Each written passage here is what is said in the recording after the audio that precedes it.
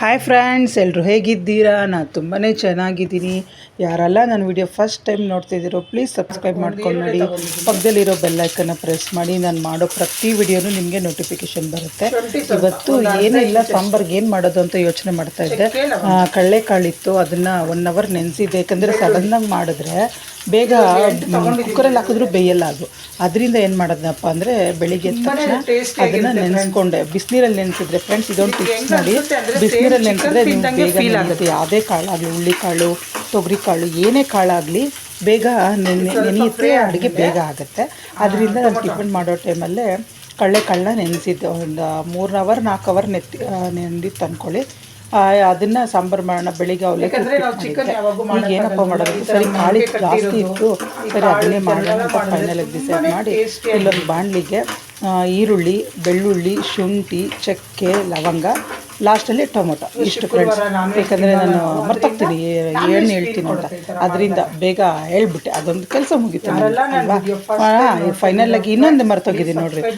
1 table spoon ಎಣ್ಣೆ ಹಾಕ್ಬೇಕು. ಇಷ್ಟೆಲ್ಲ ಹಾಕಿ ಸ್ವಲ್ಪ ಗೋಲ್ಡನ್ ಕಲರ್ ಫ್ರೈ ಮಾಡ್ಕೊಳ್ಬೇಕು. ಯಾಕಂದರೆ ಯಾವುದೇ ಐಟಮ್ ಆಗಲಿ, ನಾವು ಮೊನ್ನೆ ಚಿಕನ್ ಸಾಂಬಾರು ಮಾಡಿದಾಗ ಹೇಳಿದ್ದೆ ನಾನು, ಯಾವುದೇ ಐಟಮ್ ಆಗಲಿ ಯಾವತ್ತೇ ಆಗಲಿ ಈ ಥರ ಫ್ರೈ ಮಾಡಿದ್ರೆ ಟೇಸ್ಟ್ ಚೆನ್ನಾಗಿ ಬರುತ್ತೆ. ಅದಕ್ಕೋಸ್ಕರ ನಾನು ಚೆನ್ನಾಗಿ ಫ್ರೈ ಮಾಡ್ಕೊತಾ ಇದ್ದೀನಿ. ಇಲ್ಲಿ ಒಂದು ಚಿಕ್ಕ ಟೊಮೊಟೊ ಒಂದು 3 ತೊಗೊಂಡಿದ್ದೀನಿ. ಇದು ನಾಟಿದೆಲ್ಲ ಫಾರಮ್ದು. ನನಗಂತೂ ತುಂಬ ಇಷ್ಟ ಆಯ್ತು. ಯಾಕೆ ಗೊತ್ತಾ, ನಾವು ಯಾವತ್ತಾಗಲಿ ತುಂಬ ಜನ ನಾಟಿದ್ದು ಬೇಕು ಅಂತಾರೆ. ನಮ್ಮ ಏರಿಯಾದೆಲ್ಲ ಸಿಗೋದೇ ರೇರು. ಟೊಮೊಟೊ ಸಿಗುತ್ತೆ ಏನೋ ಗೊತ್ತಿಲ್ಲ. ಈಗ ಟೊಮೊಟೊ ರೇಟ್ ಕಮ್ಮಿ ಆಗಿದೆಯಲ್ಲ, ಹಾಕ್ರಿ ಬೇಜನ್ ಹಾಕ್ಬೋದು. ಟೊಮೊಟೊ ಚಟ್ನಿ, ಉಪ್ಪಿನಕಾಯಿ ಏನೇನೋ ಮಾಡ್ತಾರೆ. ನಾನು ಈ ವಾರದಲ್ಲಿ ಟೊಮೊಟೊ ಉಪ್ಪಿನಕಾಯಿ ಮಾಡ್ತೀನಿ, ಅದನ್ನು ನಾನು ಪೋಸ್ಟ್ ಮಾಡ್ತೀನಿ ನೋಡಿ. ಹಂಗಂತೂ ಟೊಮೊಟೊ ಉಪ್ಪಿನಕಾಯಿ ಫ್ರೆಂಡ್ಸ್ ಎಷ್ಟು ಚೆನ್ನಾಗಿರುತ್ತೆ ಅಂದರೆ ಟೇಸ್ಟು ನೀವು ನಂಬಲ್ಲ. ಯಾಕಂದರೆ ಚಪಾತಿಗೆ, ದೋಸೆಗೆ ಫ್ರೆಂಡ್ಸ್ ಸಖತ್ತಾಗಿರುತ್ತೆ. ಯಾಕಂದರೆ ಇವಾಗ ಬೇಸಿಗೆ ಕಾಲ, ಇವತ್ತು ಉಪ್ಪಿನಕಾಯಿ ಆಗಲಿ, ಹಪ್ಪಳ ಆಗಲಿ, ಏನೇ ಆಗಲಿ ಮಾಡಿಕೊಂಡ್ಬಿಟ್ರೆ ಮಳೆಗಾಲದಲ್ಲಿ ನಿಮಗೆ ತುಂಬಾ ಸುಲಭ ಆಗುತ್ತೆ. ಇಲ್ಲಿ ನೋಡಿ, ಇಲ್ಲಿ ಟೊಮೊಟೊ ನೋಡಿ ಸ್ವಲ್ಪ ಮೆತ್ತಗಾಗಿದೆ. ಮೆತ್ತಗಾಗೊಟ್ಟಮೇಲೆ ನಾನು ಇಲ್ಲಿ ಕೊಬ್ಬರಿನ ಆಗಲೇ ನಾನು ಸ್ವಲ್ಪ ನುಣ್ಣಗೆ ಮಾಡಿದ್ದೀನಿ. ಯಾಕಂದರೆ ಒಂದೊಂದ್ಸತಿ ನುಣ್ಣಗಾಗಲ್ಲ. ಕೊಬ್ಬರಿ ಬಾಯಿಗೆ ಸಿಗುತ್ತಲ್ವ, ಅದರಿಂದ ಫಸ್ಟೇ ಚಿಕ್ಕ ಜಾರಿ ಇರುತ್ತಲ್ವ, ಆ ಜಾರಲ್ಲಿ ನಾನು ಸ್ವಲ್ಪ ನುಣ್ಣಗೆ ಪೇಸ್ಟ್ ಮಾಡ್ಕೊಂಡಿದ್ದೀನಿ. ಅದನ್ನು ಇಲ್ಲಿ ಆ್ಯಡ್ ಮಾಡ್ಕೊತಾ ಇದ್ದೀನಿ. ಸ್ವಲ್ಪ ಒಂದು ಕಾಲು ಟೀ ಸ್ಪೂನ್ ಅರಿಶಿನ ಹಾಕ್ಕೊಂಡಿದ್ದೀನಿ. ಧನಿಯಾ ಪುಡಿ ಬಂದು ನೀವು ಕಾಳು ಎಷ್ಟು ನೆನೆಸಿರ್ತೀವಿ ಅದನ್ನು ನೋಡಿ ನೀವು ಹಾಕ್ಕೊಳ್ಳಿ. ನಾನಿಲ್ಲಿ ನಂದು ಮನೆ ಹೋಮ್ ಮೇಡ್ ಖಾಲಿ ಆಗೋಗಿತ್ತು, ಅದರಿಂದ ಪ್ಯಾಕೆಟ್ ತರಿಸಿದ್ದೆ. ಅದರಲ್ಲಿ ಎಷ್ಟಿತ್ತಂದರೆ 1-2 ಸ್ಪೂನ್ ಆಗೋಷ್ಟಿತ್ತು. ಅಷ್ಟಿತ್ತು ಸಾಕು. ನಾನು ಮಾಡಿರೋ ಕಾಳಿಗೆ ನೋಡಿರಿ, ಇದು ಆಲ್ರೆಡಿ ನಾನು ಬೇಯಿಸ್ತಾ ಇದ್ದೀನಿ ಕಾಳನ್ನ. ಇದನ್ನೇನು ತೋರಿಸೋ ಅವಶ್ಯಕತೆ ಇಲ್ಲ ಅಂತ ನಾನು ತೋರಿಸಿಲ್ಲ ಅಷ್ಟೇ. ಆಲ್ರೆಡಿ ಒಂದು 50% ಬೆಂದಿದೆ. ಉಪ್ಪು ಹಾಕಿ, ಕಲ್ಲುಪ್ಪು ಹಾಕಿ 1 ಸ್ಪೂನು ಬೇಯಿಸೋಕೆ ನೆನೆಸಿದ್ದೆ ನೋಡಿರಿ. ಪರವಾಗಿಲ್ಲ, ಓಕೆ, ಒಂದು 50% ಬೆಂದಿತ್ತು. ಇನ್ನು ಈ ಮಸಾಲೆ, ಈ ಆಲೂಗಡ್ಡೆ ಬದನೆಕಾಯಿ ಹಾಕ್ತೀನಲ್ವ, ಆ ಟೈಮಲ್ಲಿ ಇನ್ನೂ ಒಂಚೂರು 50% ಬೇಯುತ್ತೆ. ಬೇಕಂದರೆ 2 ವಿಸಿಲ್, 2 ವಿಸಿಲ್ ಬೇಡ. ಯಾಕಂದರೆ ಆಲೂಗಡ್ಡೆ ಬದನೆಕಾಯಿ ಫುಲ್ ನುಣ್ಣಗಾಗ್ಬಿಡುತ್ತೆ.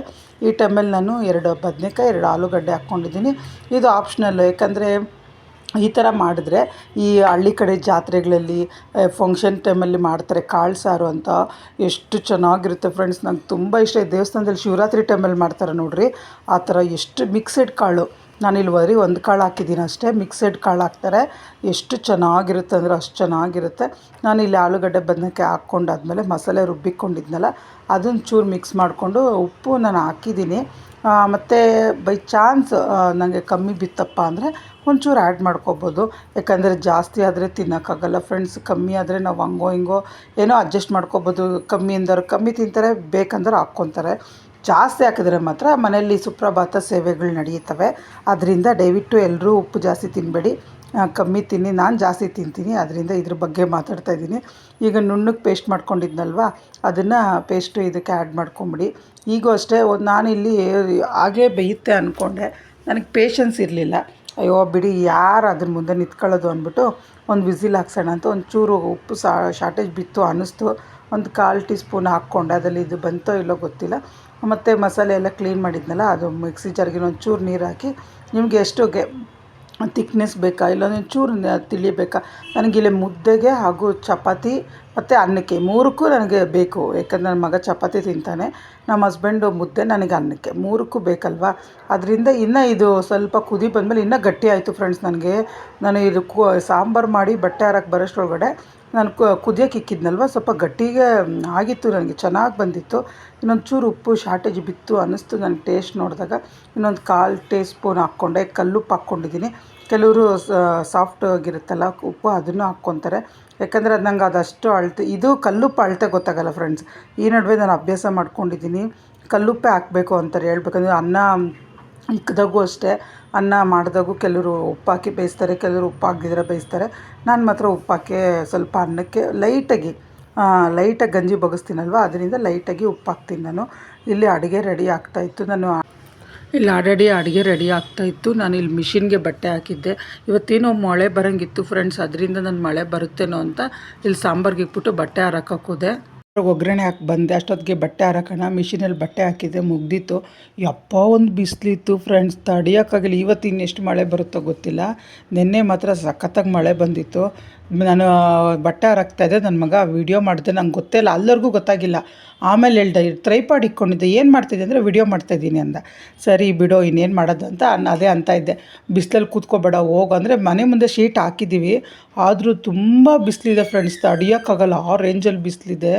ನಾನು ಕೈಯಲ್ಲಿ ಒಗೆಯೋದು ಮಾರ್ನಿಂಗೇ ಒಗ್ಬಿಟ್ಟೆ, ಬಿಸಿಲು ಬರೋ ಮುಂಚೆ ಒಕ್ಕೊಂಬಿಡ್ತೀನಿ. ಇದು ಮಿಷಿನ್ಗೆ ಹಾಕಿರೋದು ಮಾತ್ರ ಹಾರಾಕ್ತಾಯಿದ್ದೆ. ಸಖತ್ ಬಿಸಿಲು ನಿಜವಾಗ್ಲೂ. ಆಚೆ ಇಕ್ಕೊಂಡು ಒಂದು ಹಪ್ಳನೋ ದೋಸೆನೋ ಸಂಡಿಗೆನೋ ಮಾಡ್ಕೊಬೋದು, ಆ ರೇಂಜಲ್ಲಿ ಬಿಸಿಲು ಬಂದಿದೆ. ಮತ್ತು ನಾನು ಈ ಮಳೆ ಇನ್ನೊಂದು 3 ಡೇಸ್ ಇದೆಯಂತೆ, ಆ ಮಳೆ ಆಗೋದ್ಮೇಲೆ ಮತ್ತು ಸಂಡಿಗೆ ಹಾಕೋಕ್ಕೆ ಸ್ಟಾರ್ಟ್ ಮಾಡ್ತೀನಿ. ಇವಾಗ ಸದ್ಯಕ್ಕೆ ಇನ್ನೂ 3 ಡೇಸ್ ಮಳೆ ಇದೆಯಂತೆ, ನೋಡೋಣ. ಅದಾದಮೇಲೆ ಹೆಂಗಿದ್ರು ಹಾಕ್ಲೇಬೇಕಲ್ವ, ಹಾಕೋಣ ಅಂತ ಬಟ್ಟೆ ಹಾಕ್ಬಿಟ್ಟು ಬಂದು ಊಟ ಮಾಡಿದೆ ಫ್ರೆಂಡ್ಸ್. ಒಂದು 5 ನಿಮಿಷ ಫ್ರೀ ಮಾಡ್ಕೊಂಡು ಮಲ್ಗೋಣ ಅಂದ್ಕೊಂಡೆ. ಮತ್ತು ನನ್ನ ಚಿಕ್ಕ ಮಗ ಸ್ನ್ಯಾಕ್ಸ್ ಏನಾರ ಮಾಡಿಕೊಡು, ಆಚೆಯಿಂದ ತೊಗೊಂಬರಲ್ಲ, ಇಲ್ಲಾಂದ್ರೆ ಮನೇಲಿ ಮಾಡಲ ಅಂತ ಬ್ಲ್ಯಾಕ್ ಮೇಲ್ ಮಾಡ್ತಾನೆ ನನಗೆ. ಇನ್ನೇನು ಮಾಡೋದು, ಆಚೆಯಿಂದ ತಂದು ಅಷ್ಟು ಸೇಫ್ಟಿ ಇರಲ್ಲ ಈ ಬಿಸಿಲಿಗೆ. ಸರಿಯಪ್ಪ ಏನು ಬೇಕು ಹೇಳು ಅಂದರೆ ನಂಗೆ ಆಲೂಗಡ್ಡೆ ಚಿಪ್ಸ್ ಬೇಕು ಅಂದ. ಸರಿ ಅಂದ್ಬಿಟ್ಟು ಒಂದು 4 ನನ್ನ ಮಗ ಸುಮ್ಮನೆ ಜಾಸ್ತಿ ಮಾಡಿದ್ರು ಕಷ್ಟ. ನನಗೆ ಪೇಷನ್ಸೇ ಇರಲಿಲ್ಲ ಫ್ರೆಂಡ್ಸ್. ಹೇಳ್ಬೇಕಂದ್ರೆ ಈ ಬಿಸಿಲೆಲ್ಲ ಅಡುಗೆ ಮನೆಗೆ ಹೋಗಿ ನಿಂತ್ಕೊಳ್ಳೋಕ್ಕೆ 3 ಟೈಮು ನನ್ನ ಮಗನ ಕೇಳಿಲ್ಲ, ಅಂಗಡಿಗೆ ಹೋಗ್ತೀನಿ ಅಂತ ಹಠ ಮಾಡಿದ್ದಕ್ಕೆ ಅಯ್ಯೋ ಆಗಲ್ಲ ಇವ್ನು ಬಿಡಲ್ಲ ಅಂದ್ಬಿಟ್ಟು ಲಾಸ್ಟ್ಗೆ ಫೈನಲಾಗಿ ಒಂದು 6 ಆಲೂಗಡ್ಡೆ ತೊಗೊಂಡೆ, ಸಣ್ಣಕ್ಕೆ ಹಚ್ಚಿಕ್ಕೊಂಡೆ. ಅಂದರೆ ತುರ್ಬೋದಿದೆ ಅಂದರೆ ಅದರಲ್ಲಿ ನಂಗೆ ಅಷ್ಟು ಕ್ಲಿಯರಾಗಿ ಬಂದಿಲ್ಲ ಫ್ರೆಂಡ್ಸ್, ಮಾಡಿದೆ. ಅದರಿಂದ ಕೈಯಲ್ಲೇ ಇದು ನೀಟಾಗಿ ಚಾಕು ತೊಗೊಂಡು ಕಟ್ ಮಾಡಿಕೊಂಡೆ, ನೀಟಾಗೆ ಬಂತು. ಅಷ್ಟೇನು ಮೋಸ ಇಲ್ಲ, ನೋಡ್ತಾ ಇದ್ದೀರಾ ಅನ್ಸುತ್ತೆ ನೀವು. ನನಗೇನೋ ಓಕೆ ತಿಂತಾರೆ ತಾನೆ ಬಿಡು ಅಂದ್ಬಿಟ್ಟು ನಾನೇನು ಸೇಲ್ ಮಾಡ್ತಾ ಇಲ್ವಲ್ಲ, ಮನೆ ಮಕ್ಕಳಿಗೆ ಅಲ್ವಾ, ನೆಂಟರು ಯಾರೂ ಇಲ್ಲ, ನಮ್ಮ ಮನೆಗೆ ತಾನೆ ಅಂದ್ಬಿಟ್ಟು ಮಾಡಿದೆ. ಅದನ್ನು ನಿಜವಾಗ್ಲೂ ಫ್ರೆಂಡ್ಸ್ ಬೇಕಾಬಿಟ್ಟಿಗೆ ಮಾಡಿದ್ದು ಸಖತ್ತಾಗಿ ಬಂತು. ಯಾವತ್ತೇ ಆಗಲಿ ನೀವು ಅಬ್ಸರ್ವ್ ಮಾಡಿ ನೋಡಿ, ಯಾವತ್ತು ನಾವು ಕಮ್ಮಿ ಕ್ವಾಂಟಿಟಿಯಲ್ಲಿ ಮಾಡಿರ್ತೀವೋ ಟೇಸ್ಟ್ ಸಖತ್ತಾಗಿರುತ್ತೆ. ಈಗ ನಾವು ಇಲ್ಲ ಇದನ್ನೇ ನಾನು ಜಾಸ್ತಿ ಮಾಡ್ತೀನಿ ಅಂತ ಮಾಡಿದ್ರೆ ಅದು ಅವತ್ತು ಬರಲ್ಲ, ಚೆನ್ನಾಗೇ ಬರಲ್ಲ. ಈ ತುಂಬ ಸತಿ ನಾನು ಅಬ್ಸರ್ವ್ ಮಾಡಿದ್ದೀನಿ. ನನಗೆ ಯಾವಾಗೂ ಹಂಗೆ ಆಗೋದು. ಅದರಿಂದ ನನ್ನ ಮಗನಿಗೆ ಇದನ್ನು ಫಸ್ಟು ಹೊಟ್ಟೆಲ್ಲ ತೆಗೆದುಬಿಡಿ, ಆಲೂಗಡ್ಡೆ ಸಿಪ್ಪೆ ಎಲ್ಲ ತೆಗೆದುಬಿಟ್ಟು ಸ್ವಲ್ಪ ನೀರಿಗೆ ಕುಡಿಯೋ ನೀರಿಗೆ ಒಂಚೂರು ಉಪ್ಪು ಹಾಕಿರಿ, ಒಂದು 1/4 ಟೀ ಸ್ಪೂನ್ ಉಪ್ಪು ಹಾಕಿ ಈ ಕಟ್ ಮಾಡಿರೋದೆಲ್ಲ ನಾವು ಬಟ್ಲಿಗೆ ಹಾಕ್ಕೊಳ್ಬೇಕು. ಯಾಕಂದರೆ ನಾವು ಇಷ್ಟು ಮಾಡೋ ಅಷ್ಟರೊಳಗಡೆ ಕಪ್ಗಾಗ್ಬಿಡುತ್ತೆ.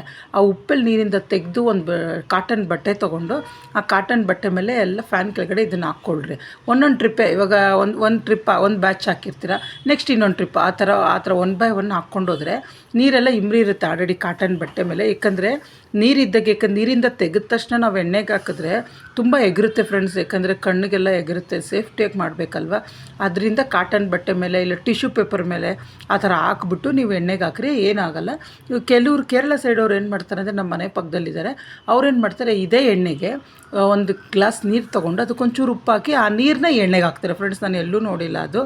ಅಯ್ಯಪ್ಪ ಇದೇನಿದು ಡಿಫ್ರೆಂಟಾಗಿ ಮಾಡ್ತಾಯಿದ್ದಾರೆ ಅಂತ ಅನ್ನಿಸ್ತು. ಸರಿ ಏನೋ ಮಾಡ್ತಾ ಮೇಲೆ ಒಂದು ಟಿಶ್ಯೂ ಪೇಪರ್ ತೊಗೊಂಡೆ. ಟಿಶ್ಯೂ ಪೇಪರ್ ತೊಗೊಂಡು ಇಲ್ಲಿ ಎಲ್ಲ ತೆಗೆದುಬಿಡ್ತಾ ಇದ್ದೀನಿ ಫುಲ್ಲು.